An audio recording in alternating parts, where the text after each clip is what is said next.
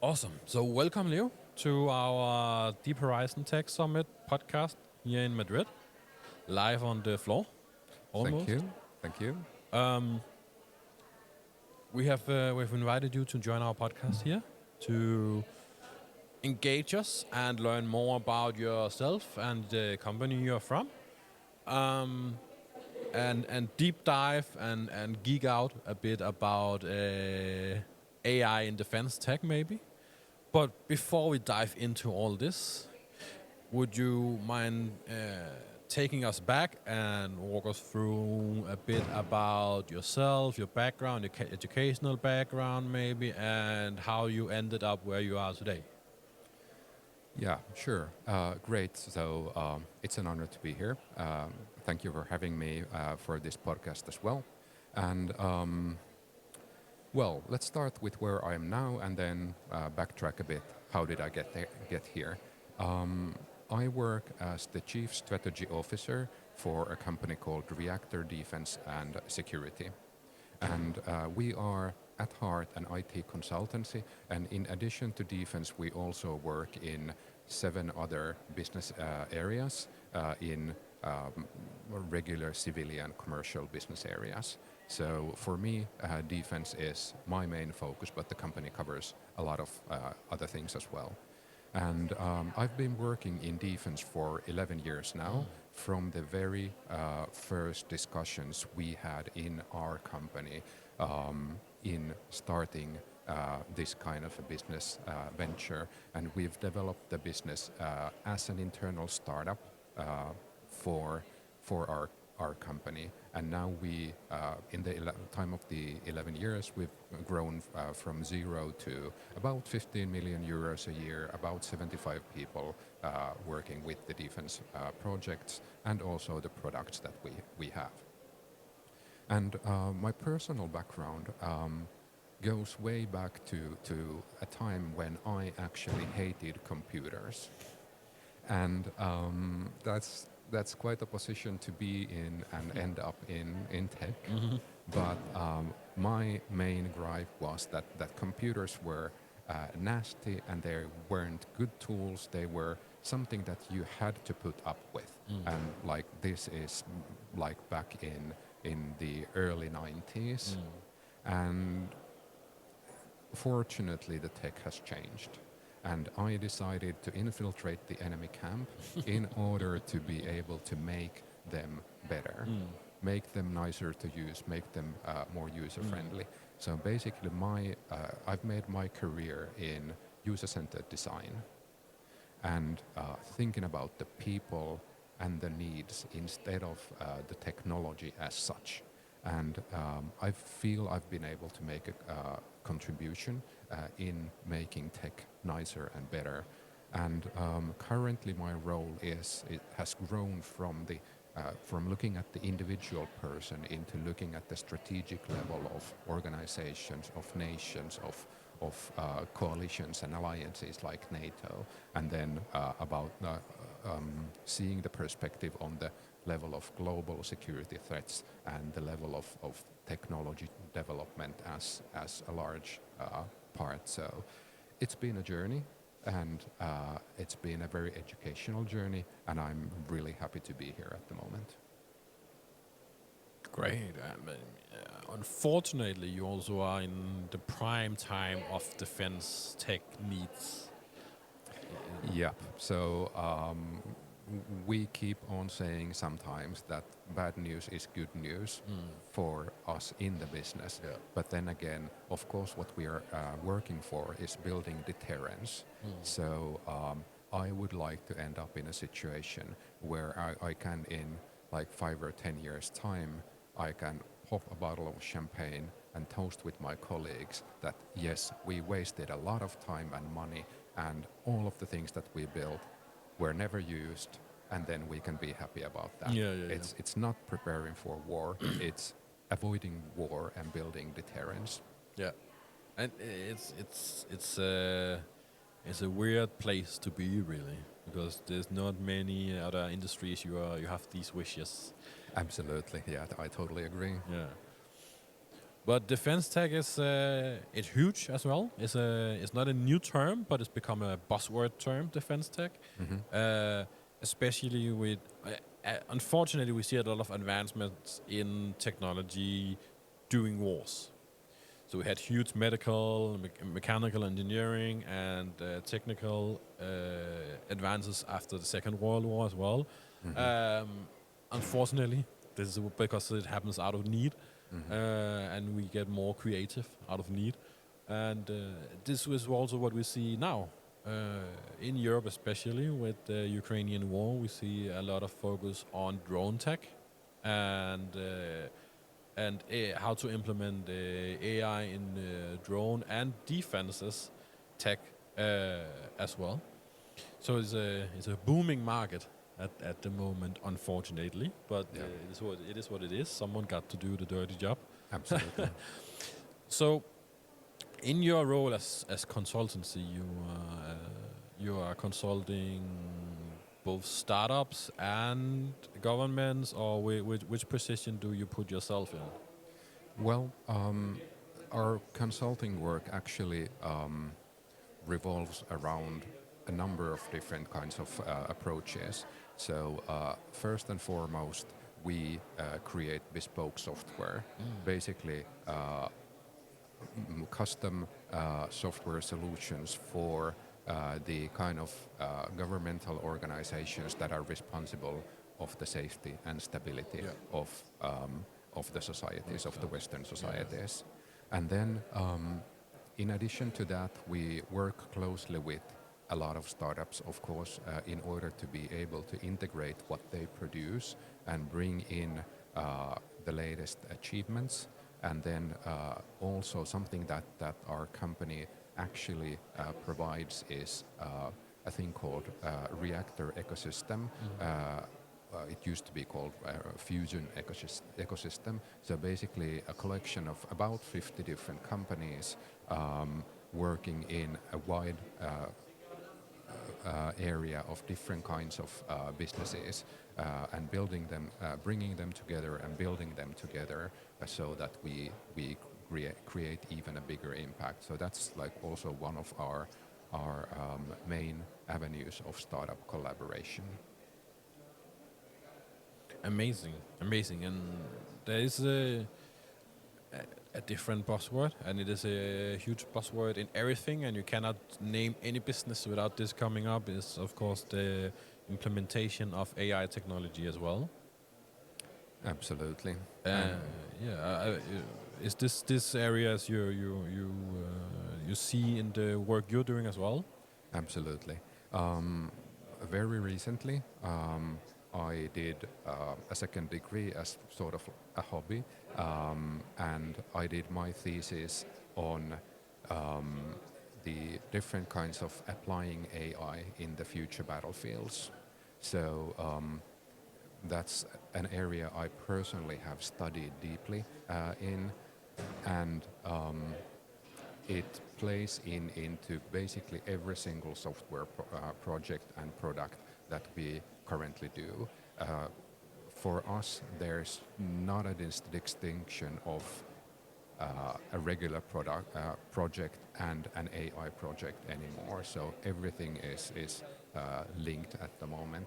And of course, AI comes up in a lot of discussions, but unfortunately, quite often, when we are talking about defense or even like military, and you put the word defense or military in a sentence with the word AI, the next sentence usually has the words killer robots in it, which, from my perspective, is very unfortunate because that basically it sounds so scary that it actually like disconnects the good, smart discourse, and then it just degenerates into, oh, this is so bad and this is so scary and we can't have the Terminator robots I was walking the about to streets. say, And people's mind goes straight to Terminator. yeah, exactly, exactly.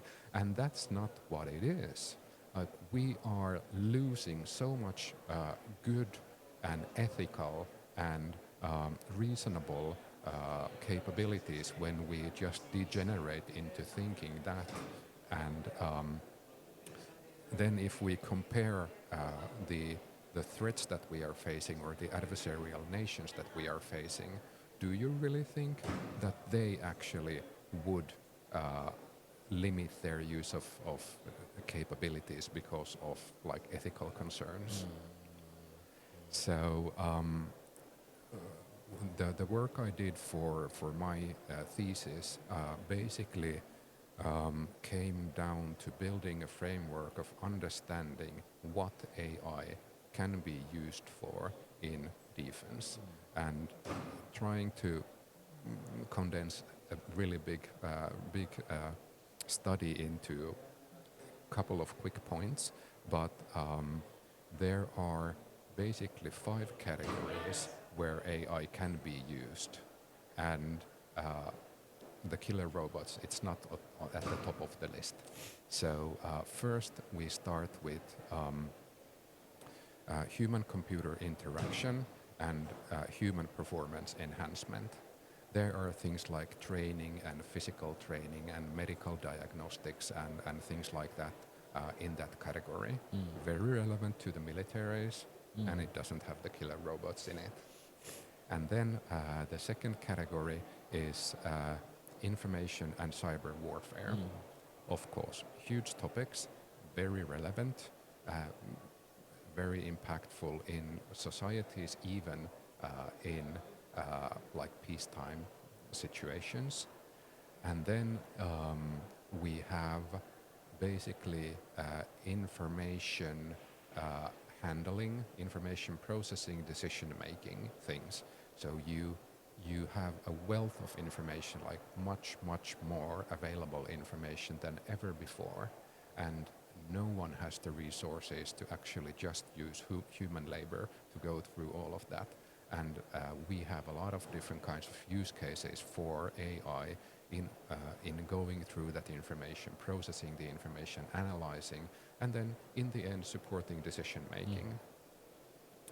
The fourth category is basically logistics and supply chain optimization.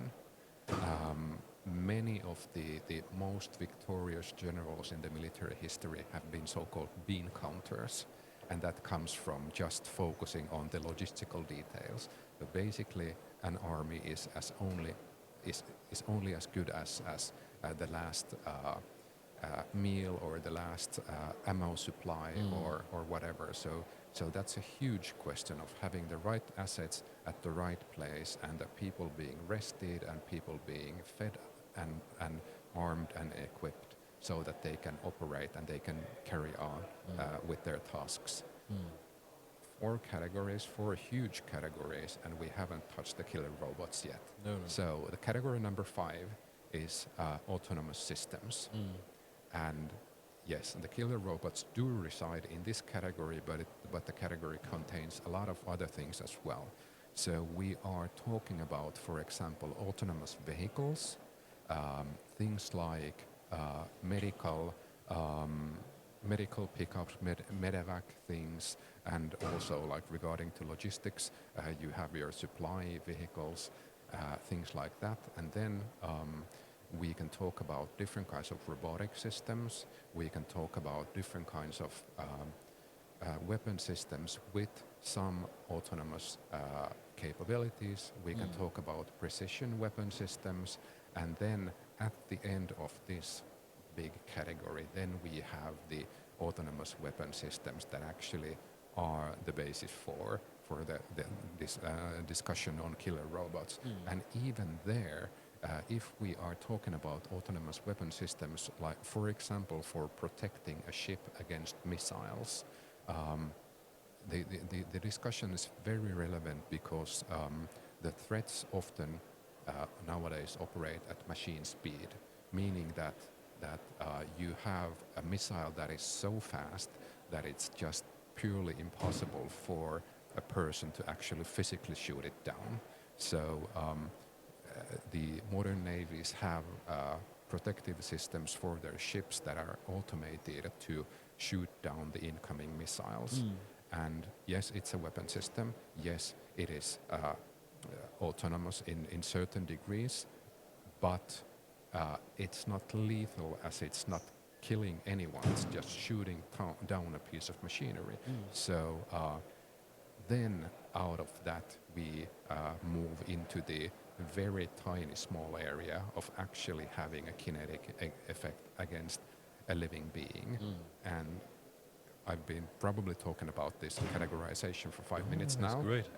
And like I just wanted to bring it up to highlight that the killer robots are such a tiny part of all of the different ways AI can be used in the battlefields that we really, really, really shouldn't put that as the first point of discussion. Yeah, definitely. Yeah. But I think the categorization is actually amazing because it builds the foundation of how do we talk about AI. Absolutely. Because we need AI is such a broad category because it's basically just automation or something, basically. So how do we talk about AI? So these 5 categories really narrows down how do we debate this topic and how. So we don't speak about killer robots when we are talking about automatic harvesters on the field. This is not a killer robot. Yeah. It could. Yeah. I mean, it could kill someone, but Yeah. it is. Yeah. This is not what it's designed for. Yeah. And automatic harvesters, like we see in the movie where they go to space and fly around this black hole. Interstellar, maybe? Interstellar, exactly, Yeah. exactly. Where you have these automated harvesters on Yeah. the field, and we have already. But this will of course be the future because it's a no-brainer. You don't need human interaction for this. Yeah. But there's a huge leap from this, and to, or even flipping burgers at McDonald's, Yeah.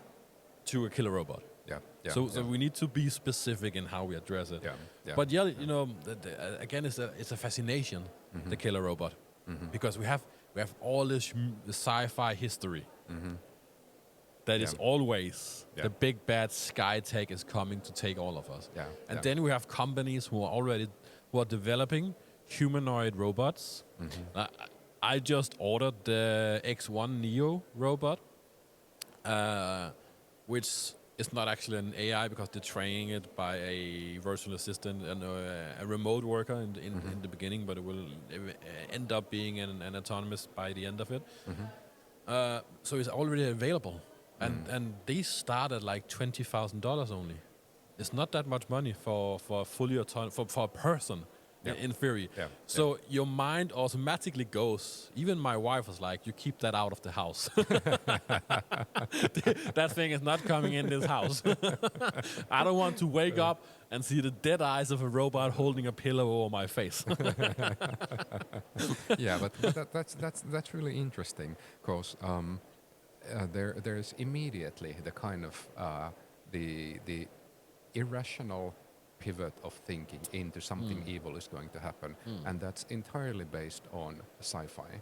So we are currently making, like you and your wife, you're making your decisions in your personal life based on sci-fi, Yeah. and the military decision makers are making the decisions on our safety and our security and our resilience based on sci-fi and not actual knowledge.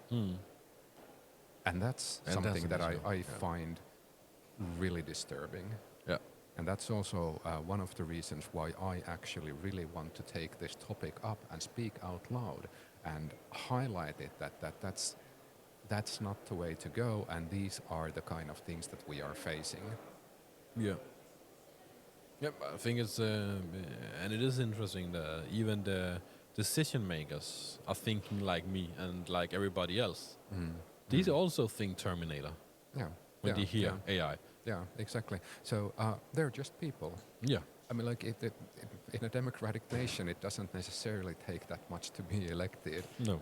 as a decision maker. So there's no test that would test them for their knowledge of technology, No. and especially something that is as groundbreaking, as is changing as rapidly as the breaking technology is at the moment. There's just simply no way how those people can actually or could even stay up to date of what are the latest technological developments. Yeah. So us in tech, we need to step up and we need to participate in the public discourse to be able to contribute the informed. I was about to say opinions, but it's Yeah, I it's get not it, only just an opinion, but the informed knowledge of what the tech is and what are we actually talking about. What are the good sides? What are the bad sides? What are the drawbacks? What are the possibilities? And how these technologies could actually, for one thing, change our lives, absolutely. But on the other thing, on the defense side, actually build the safety and security and the resilience of Western democratic nations. Yeah. So I want to land on something we can give to people, and either we are now going to scare the living crap out of everybody, or hopefully we will bring them comfort with the next question I have in mind for you. So, in the future, what do you see the future of AI in defense tech and AI as implemented rudely in how we construct society in the future? In a few words, and is there a point on the timeline where the killer robots will come? That's an interesting question. From my perspective, the most likely outcome is that AI is basically a teammate. Human-machine teaming is a big trend, and we are like if you think of your daily life with your mobile phone or your Apple Watch or whatever, you're basically doing human-machine teaming as it is. And of course, the more autonomous capabilities, the more intelligence you put into these systems, the deeper the teaming is. But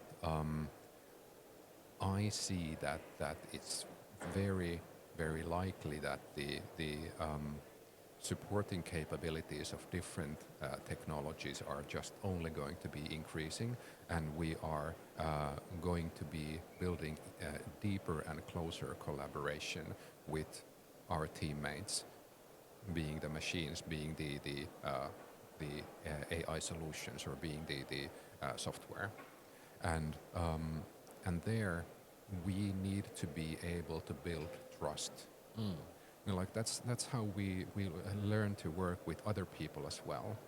There is an adaptation period where when you start at the new office, for example, you don't know anyone. You have a basic expectation of like, sure, most people should be trusted, and then you learn from the interactions. So I feel that we are going to go through a period of time where all of us, not just the militaries, are going to be going through a learning period of adjusting into this kind of human-machine teaming world.